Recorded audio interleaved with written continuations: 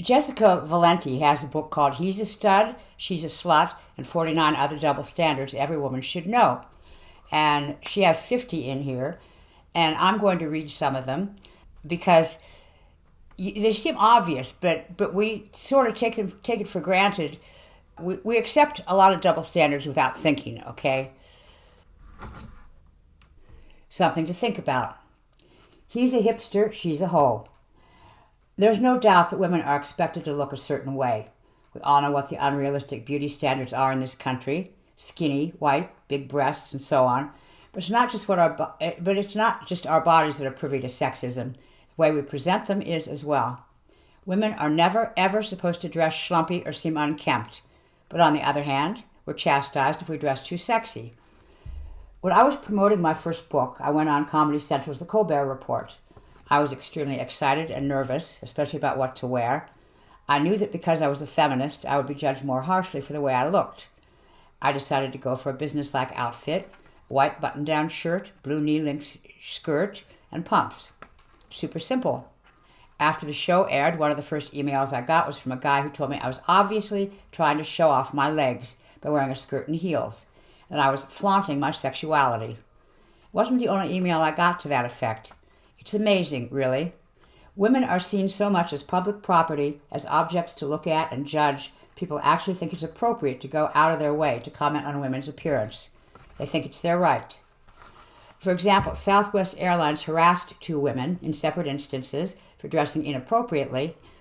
In the first incident, a young woman was told by a flight attendant that her outfit was too revealing. She would have to change or miss her flight. Was she sporting a bikini, a bra, and hot pants? Nope. Just a sweater and miniskirt.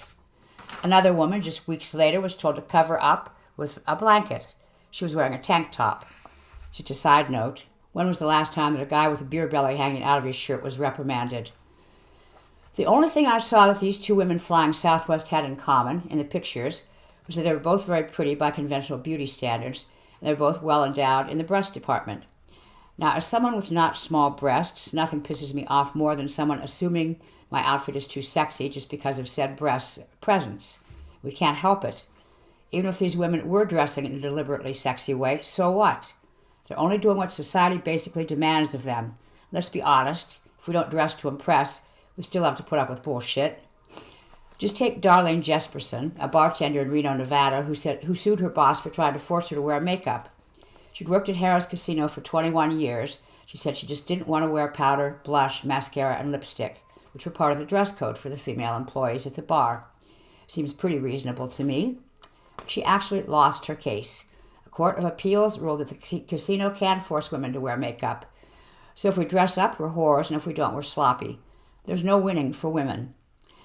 Then, of course, we also have to deal with the maintenance double standards. Women, if we don't want to be accused of being ugly or lazy, have to maintain a certain level of contrived prettiness. This requires makeup, body hair removal, tanning beds, manicures and pedicures, dieting, push-up bras, uncomfortable shoes, uncomfortable clothes. The list goes on and on. Also, we can't be accused of not at least trying to be pretty. Men, on the other hand, barely need to run a comb through their hair to be considered put together. Well, there's the whole new metrosexual trend. Guys who get waxed and tanned, get facials, buy more hair gel than their girlfriends. They're more mocked for being feminine and considered hot and manly. Unlike so many other seemingly superficial double standards, the clothing conundrum has a lot more at stake than a woman's ability to wear a skirt without getting crap from a flight attendant or having to deal with waxing on a regular basis. Women are still routinely blamed for their own rapes and sexual assaults based on what they were wearing. An Amnesty International study found that 26% of people think that if a woman wears sexy clothes, she's partly to blame if she gets raped. Women's outfits are still brought up as relevant in rape cases. It's vile. So what to do? One thing is for sure, don't stop dressing the way you like. Whether it's heels and lipstick or beat-up jeans and sneakers that do it for you, just wear it. Don't let anyone give you shit for it. And if you hear someone making comments about women's clothing, speak up. Don't let sexism go unnoticed, even if it's just about fashion.